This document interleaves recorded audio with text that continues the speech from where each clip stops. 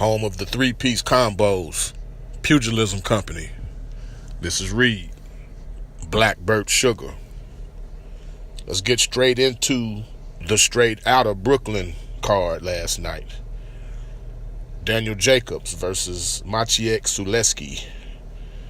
First of all, that brother's name, HBO called him 7 or 8 different things. Maciej Sulecki. I heard all types of different variations. I'm sticking to Maciej Sulecki. At least I'm going to try to. Anyway, Jacobs won unanimous decision, becoming the mandatory challenger for the WBA middleweight title. This was no gimme fight, as I stated in my last podcast. Sulecki was busier early, landed a couple nice counter right hands. Good boxing skill. Very busy fighter, let his hands go quite a bit. Aggressive, stayed close to Jacobs as much as he could. I don't know if Jacobs started slowly or was just feeling Sulecki out, but it wasn't until around the fourth where Jacobs started picking up the pace, forcing Sulecki backwards, starting to put some hurt on him. Sulecki was all heart, though. There was no quit in him. Whether we heard of him or not, he came to win. He saw this as his lottery ticket moment. And if nothing else, he'll live to fight another day. Would love to see him against one of the other good middleweights, or hell, going back down to where he came from at junior middleweight. He'd make a pretty decent opponent for a Charlo brother or Hurd, or let's say Irislandi Lara, if he's looking for something to do to get himself back on the map. Anyway, Jacobs didn't appear to have much respect for Sulecki's power. Either that or his defense just wasn't on last night, one or the other. Only Jacobs could answer that. In the 12th, he beat Sulecki to the punch with a big overhand right. And that dropped Sulecki to the canvas hard. He got up brave. Though. But it was what it was. The cards were unanimous. 116, 111, 117, 110, and 115, 112, all for Mr. Jacobs. The 117, 110 was a bit wide. I was more in line with the 116, 111, 115, 112. That's the fight that I saw. Next, Jacobs put it out there. He said he wants Jermall Charlo in Brooklyn. Ooh-wee. That there, man, that's if we can get that this year, wow. I'm more interested in that than this Triple G Canelo 2 nonsense, just being real. I'd rather see Jermall Charlo versus Daniel Jacobs. Just putting it out there. In last night's co-main event, Jarrell Big Baby Miller won unanimously over Johan Duhaupas, or Duhaupas as we call him here in America. Cards were 119, 109 twice, and 117, 111, all for Big Baby. Big Baby with these Macho Camacho, Sean Bay Mitchell style shorts, boxing trunks. I ain't never seen a 300-pound dude rocking the Macho Camacho, Sean Bay Mitchell trunks, but especially way up over his stomach like that, trying to hide his gut. Gotta love Big Baby though, man. He's entertaining, and he doesn't fight to the level that his body makes you think he would. Like I said, he's athletic, quick feet, quick-handed. My man was switching stances last night. It was an impressive showing. It was his first 12-rounder. My boy threw 782 punches. Like 300 pounds. Who does that? Wrap your mind around that. 782 punches for a 300-pound dude. Now, the critics will point to the lack of power, but bear in mind, Duhaupas, he did go 11 rounds with Deontay Wilder, who is the hardest puncher in the division, bar none. Next up, for Mr. Big Baby, will be Anthony Joshua in August. It was just released that Eddie Hearn will be signing an exclusive deal with HBO. So Looks like even though Showtime has been showing all of Joshua's fights, moving forward, his fights, the American rights to his fights, will be on HBO. This could also be an obstacle in terms of the Joshua Wilder fight. Now HBO will want a slice of the pie. Of course, Wilder has fought exclusively for Showtime. That makes it a bit more problematic. You know, these promoters and networks are placing their own bottom line. They're placing their financial wants and needs ahead of the sport, ahead of the fans. It's kind of disappointing to learn.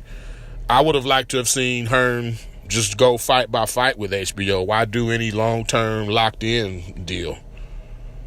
Remain a free agent. If nothing else, Al Heyman has shown these fighters that freedom is best. Not aligning yourself, not affiliating yourself with any particular promotional entity is the way to go. Go on a fight-by-fight basis.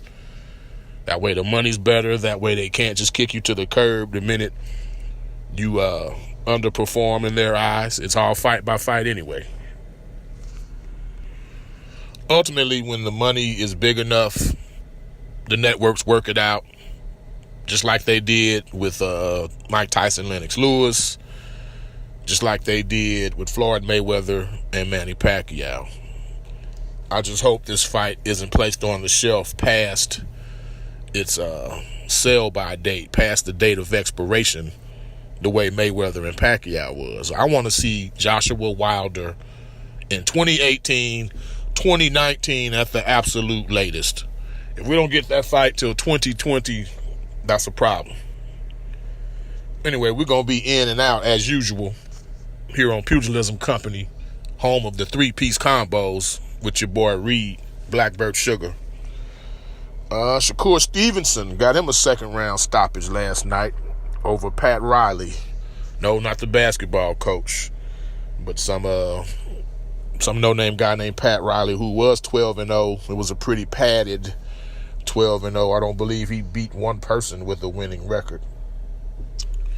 Anyway, I like the result just because I hadn't been seeing a lot of KOs from Shakur. 6-0, 3 knockouts as of last night.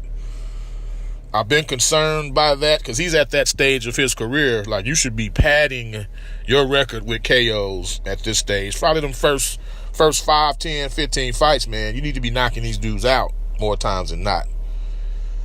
He's got the KO rate at 50% now. Let's see if he can, he's still a young dude. What is he, 20? You know, as he starts to get that grown man strength, maybe we'll see more knockouts. But this is a step in the right direction, if nothing else. Saddam Ali, I had mentioned yesterday that his fight with Liam Smith would be postponed. I was incorrect. HBO has replaced Liam Smith with Jaime Munguia, and that fight will go on as planned for May the 12th. Saddam will be defending his WBO junior middleweight title on that date, televised on HBO. More on that as we get closer to it. Jim Lampley, speaking of HBO, celebrated his 30th year of broadcasting on the network. I'm old enough to remember when Barry Tompkins was the HBO commentator, but can't throw shade at Jim Lampley at all, man. He's put it down well. Most of the historical boxing moments of the last 30 years, they have his voice attached. Props to you, Lamps. Hope to get at least another good 15 or 20 out of you before you call it a career, brother. Well done. Before I bounce, I'm going to leave y'all with a little boxing history. I am the Black Bert Sugar, after all. On this day in boxing history, April 29th, 1978, Alexis Arguello KO'd Ray Tam in the 5th round, defending his WBC 130-pound title. Alexis Arguello, the explosive thin man. Yeah, he put it down. Boxing Hall of Famer. This is a weird one. In 1985, Tony Tubbs defeated Greg Page by 15-round decision, winning the WBA heavyweight title.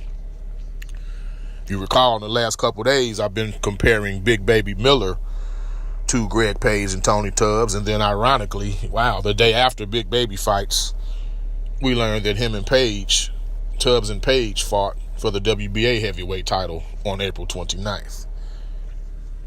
On this day in 1995, B-Hop, Bernard Hopkins, knocked out Segundo Mercado, winning the vacant IBF middleweight title.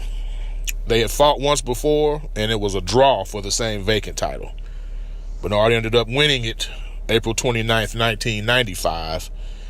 And, man, it would be until 2005 when he fought Jermaine Taylor that he had this title and the rest of them, becoming the undisputed middleweight champion. Lastly, on this day, April 29th, the year 2000, Lennox Lewis knocked out Michael Grant in 2 whole rounds, retaining his undisputed heavyweight title.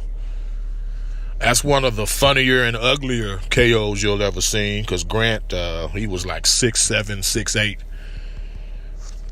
Dude that big, when they fall comically. If you can, for real, check out B-Hop, Segundo Mercado, or Lennox Lewis and Michael Grant. I'm sure those fights are on YouTube for your perusal. Anyway, we're going to get on out of here, y'all. I got shit to do today. This is your boy Reed, Black Bert Sugar, Pugilism Company, home of the 3-piece combos. God bless. Until next time, peace.